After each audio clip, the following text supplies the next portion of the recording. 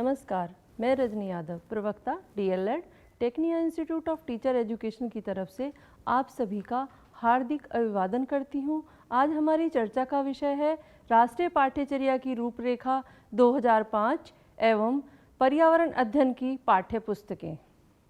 राष्ट्रीय पाठ्यचर्या रूपरेखा 2005 में राष्ट्रीय पाठ्यचर्या की रूपरेखा 2000 की तरह ही विज्ञान व सामाजिक विज्ञान को, सामाजिक अध्ययन व पर्यावरण अध्ययन को सभी प्राथमिक कक्षाओं में समाहित करने का सुझाव दिया है। प्राथमिक स्तर के लिए बोझ मुक्त तथा तनाव मुक्त पाठ्य पुस्तकों का निर्माण किया गया है जो पूर्णतया क्रियाकलाप पर आधारित है। पाठ्यचर्या की रूपरेखा के अनुसार प्राथमिक स्तर पर पर्यावरण अध्ययन के उद्देश्य निम्न हैं। पहला है प्राकृतिक, सामाजिक और सांस्कृतिक वातावरण के मध्य संबंध स्थापित करना। दूसरा है बच्चों में चारों ओर की दुनिया, सामाजिक और प्राकृतिक के प्रति जिज्ञासा उत्पन्न करना। तीसरा है बच्चों को ऐसी गतिविधियों में व्यस्त रखना ताकि वह सूक्ष्म अवलोकन, चित्रों, आरेखों, वर्गीकरण व स्वयं करने वाली गतिविधियां इत्यादि से मूल ज्ञानात्मक कौशल हासिल कर सके। चौथा है डिज़ाइन व निर्माण, अनुमान व मापन पर जोर देना ताकि वह बाद के स्तरों पर तकनीकी एवं संख्यात्मक कौशल प्राप्त कर सके। पांचवा है मूल भाषिक दक्षता विकसित करना, जैसे बोलना, पढ़ना और लिखना, केवल विज्ञान के लिए ही नहीं बल्कि विज्ञान के माध्यम से भी। छठा है पर्यावरण समस्याओं के प्रति जागरूकता पैदा करना। कक्षा 1 और 2 के लिए पहले की तरह कोई पाठ्यचर्या विकसित नहीं की गई है। शिक्षक को छूट है कि वह भाषा और गणित शिक्षण के साथ ही पर्यावरण अध्ययन को मौखिक रूप से वह स्थानीय परिवेश के अनुकूल बच्चों के सामने उपयुक्त क्रियाकलापों द्वारा प्रस्तुत करे। कक्षा 3 से 5 तक पर्यावरण अध्ययन की पाठ्यचर्या को 6 थीमों में विभाजित किया गया है। यह उपविषय हैं परिवार और मित्र, भोजन, पानी, यात्रा, आवास, हम चीज़ें कैसे बनाते हैं। प्रत्येक कक्षा में इन 6 विषयों पर आधारित पाठ हैं। इन उपविषयों के निर्धारण का मापदंड उनका बच्चों के जीवन से जुड़ाव है। पर्यावरण की पाठ्य पुस्तकों में प्रत्येक उपविषय से जुड़े प्राकृतिक, सामाजिक एवं सांस्कृतिक पक्ष को बहुत अच्छे से उभारा गया है ताकि बच्चे अपने विचार सोच समझकर बनाएं।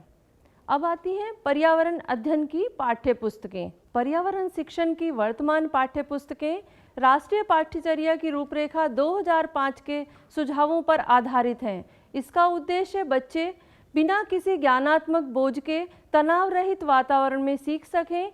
इन पाठ्य पुस्तकों की कुछ विशेषताएं निम्नलिखित हैं।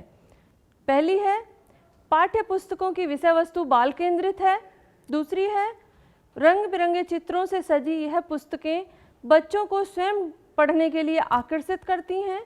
तीसरी है विषय वस्तु में प्राकृतिक, सामाजिक, सांस्कृतिक पक्ष को समग्र रूप से प्रस्तुत किया गया है।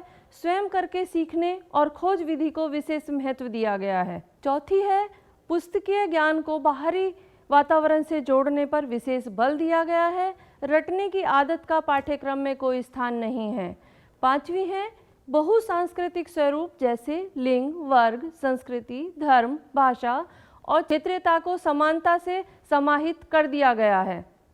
छठी है पाठ्य पुस्तकों में बच्चों को पर्यावरण और उसके संरक्षण तथा सामाजिक मुद्दों का संवेदनशील बनाने पर बल है। सातवीं है पुस्तकों में पाठ्यवस्तु और उस पर आधारित क्रियाकलापों को स्थानीय वातावरण के अनुसार परिवर्तित करने का प्रावधान है।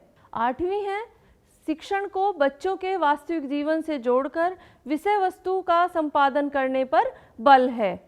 नौवां है पाठ्य पुस्तकों में विभिन्न प्रकार के क्रियाकलाप जैसे अवलोकन, खोज विधि, वर्गीकरण, कार्टून बनाना, अंतर ढूंढना, बातचीत करना आदि दिए गए हैं ताकि बच्चों की सीखने में रुचि बनी रहे।